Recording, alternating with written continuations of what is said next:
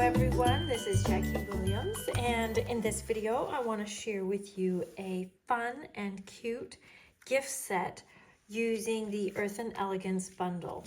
And the colors I'm going to use are Berry Burst, Lemon Lime Twist, and Coastal Cabana. So I've got my card base of basic white, and then the deckled edge dies are actually, I think, a really nice fit with the Earthen Elegance. They just have that old-timey world feel. And I've cut the second largest one out of Berry Burst, and I'm going to put that on my basic white on an angle. And then I've cut the same size out of basic white, and I went ahead and stamped the words first, and then we'll build our card around the words rather than trying to get them to fit later. And this, I would suggest you put on straight so that your words are straight. Now, across the bottom, I have cut a piece of crumb cake that is 3 3/8 inches, and I'm just going to tear across the top. And that's just going to give us a little foundation at the bottom to put our plant. And you can cover up that deckled edge, or you can leave a little bit showing like I am going to here. Now I've cut the pot for this card. I've cut it out of Lemon Lime Twist. Actually, this is a set of 3, so these 3 elements I cut out of each color. So I've got 3 vases and 3 fans and 3 of the ferns, each in a different color. And on the vase, I actually took this stamp and stamped it with Versamark just to give it a little bit of texture there. You could do the same Lemon Lime Twist color, but if you use Versamark, then you can just stamp on each vase and not have to change the ink. And then for the fan, I'm going to take my Versamark again and just go along the edges there just to give it a little bit of depth. I've cut the fern out of the Berry Burst glitter paper, so I don't think Versamark is actually going to do anything to it. Now for the fan, you could leave them all attached like they are, but I'm going to go ahead and slit them apart. Then if you wanted to, you could go through and fold all of these crease lines that are in the middle of each leaf. I suppose you could fold them the other way too if you want to do something like that. And I'm thinking this stem is going to actually be too long, so we'll shorten that. And then I'll put this kind of off to the left side of the vase. Grab a dimensional, attach that to the back, and I found that it was quite nice to add a dimensional right here to the back of that fan piece.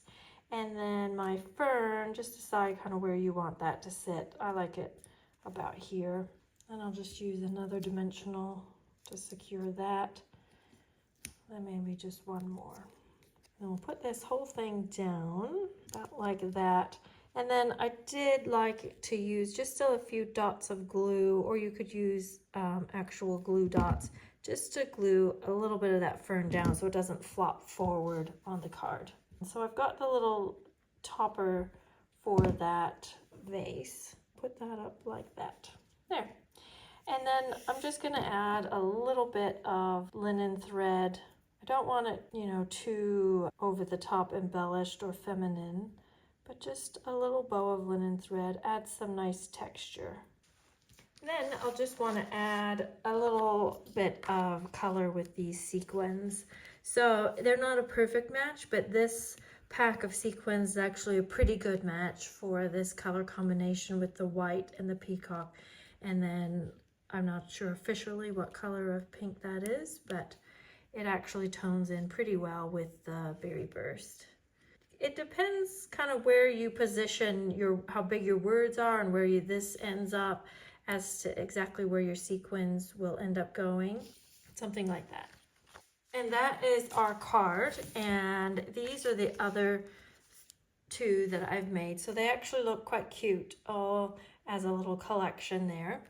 Then I have this card case, and these can be bought from various companies. Stampin' Up! Did used to sell them, so you might have some of those in your stash.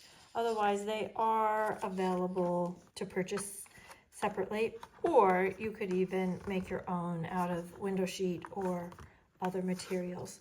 So I'm just taking an A4 or letter size strip of basic white and then just bending that around the box.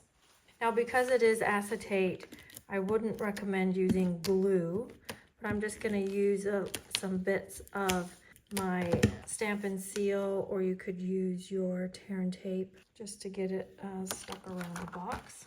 Now I just want to add a few elements from the cards so that the outside of the box kind of foreshadows or matches in with what's on the cards. So I've taken just an A4 or letter size length of cardstock, the crumb cake, and we're just going to adhere that around as well and just do the same thing. And for this one you can use glue if you want to, because it's cardstock to cardstock.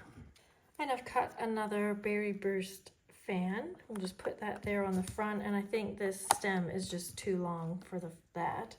So we'll cut that down, and then I've just made a little tag with a for you. You could use the, to and from or something like that, just because my vision is that this set of 3 cards would be used as a gift set. So what I'm going to do is just take a little bit of linen thread, fold it in half, and then poke that folded in through that hole, and then just pull that through. There we go. And I'll let those hang down. You could leave it just like that, or if you want to, you could add another little bow to the front, and I'll put it, oops, that was a lot of glue. I'll put it right there on the stem of the fan. There we go, and there's our gift box, and then our 3 cards that would fit nicely inside.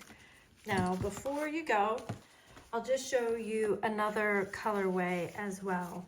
So you just pick 3 colors that you like, and then choose white or vanilla or some other neutral actually, and just cut 3 of each, then mix them up, and you've got 3 coordinating cards for a beautiful gift set. This is Jackie Williams. Thanks so much for watching, and enjoy all the rest of the videos. Bye-bye.